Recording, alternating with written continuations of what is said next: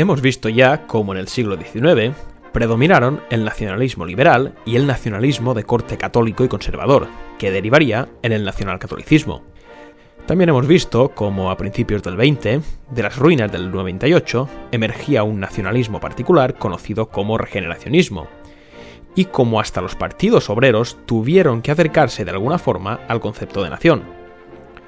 En este vídeo nos centraremos en el último de los nacionalismos que surgieron antes de la larga dictadura franquista, en la que se impuso el nacionalcatolicismo de forma indiscutible. Nos referimos al nacionalismo de inspiración autoritaria, concretamente al nacionalismo fascista. Los fascistas españoles de los primeros años 30 eran fuertemente deudores de los mitos nacionalcatólicos, así como del pesimismo y de las ansias de grandeza del regeneracionismo. Será en esto último en lo que más se van a centrar. Su concepción de la nación no se olvidará del pasado, pero estará fuertemente orientada hacia el futuro, hacia un proyecto común al que todas las fuerzas del país deberán subordinarse. Es así como el concepto de imperio se convertirá en fundamental para los intelectuales fascistas. Este fue el caso de Ernesto Jiménez Caballero, pionero del fascismo en nuestro país. Según el historiador Gonzalo Álvarez Chillida, este personaje elaboró su idea de España a partir de teorías nacionalcatólicas y orteguianas. Por un lado, de los nacionalcatólicos como Menéndez Pelayo, de los cuales tenemos un vídeo ya, extrajo la idea de la unidad católica de España. La unidad de España se fundamentaba en la unidad religiosa, concretamente la religión católica, y sin ella regresaríamos al cantonalismo de las tribus celtibéricas o a los reinos de taifas. Por otro lado, Ortega y Gasset, el famoso filósofo de la época, defendía que la unidad solo podría mantenerse en el tiempo a través de un proyecto común, a través de una comunidad de destino. Este proyecto en común podía leerse en clave expansionista, es decir, en clave imperial, y así es como lo hizo de hecho Jiménez Caballero. Desde la unificación de la monarquía hispánica por los reyes católicos, España había ido unida a la religión católica, sí, pero también había sido sinónimo de imperio.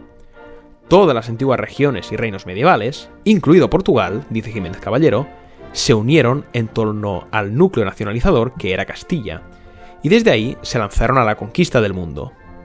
De la misma manera, con el declive del Imperio español, habría surgido la disgregación interior y las primeras tentativas separatistas. Así pues, para este precursor del fascismo en nuestro país, España fue, es y ha de ser, ante todo, un imperio.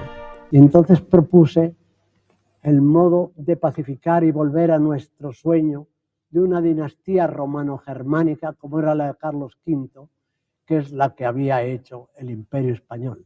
Esta idea de raíz orteguiana sobre la nación imperial podemos encontrarla también en los que serían los más grandes exponentes del fascismo español, Ramiro Ledesma y José Antonio Primo de Rivera. Ramiro Ledesma es, de los dos, el más puramente fascista y el que se distancia más de los planteamientos nacionalcatólicos y tradicionalistas.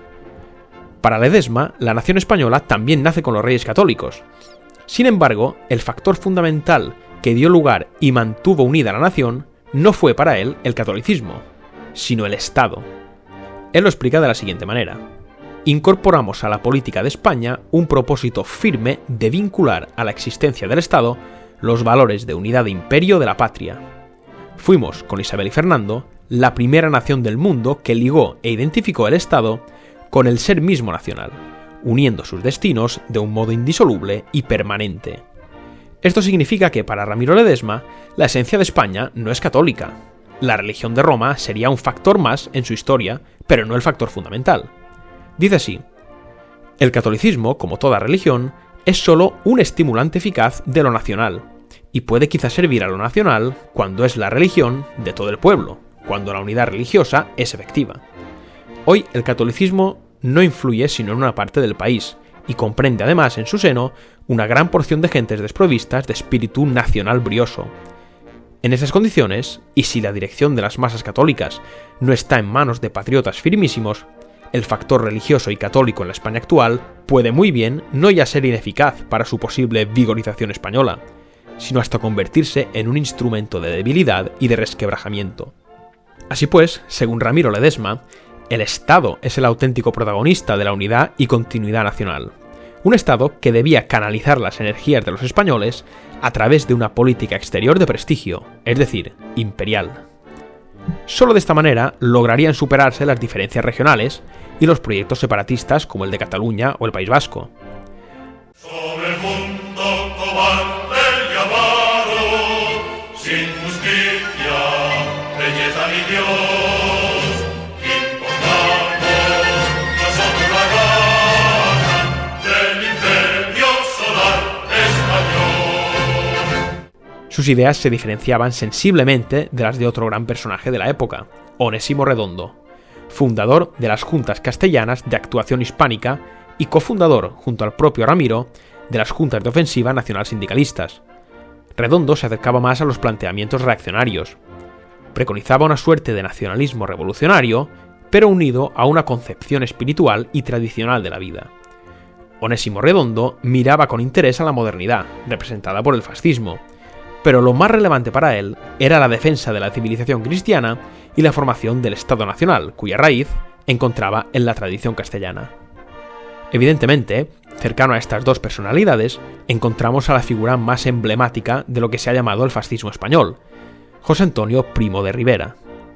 El fundador de Falange, al igual que Jiménez Caballero y Ramiro Ledesma, contaba con una acusada influencia orteguiana, algo que quedó plasmado en los puntos iniciales de su partido, donde se definía a España como una unidad de destino en lo universal, y se afirmaba que la interpretación católica de la vida es, en primer lugar, la verdadera, pero es, además, históricamente española.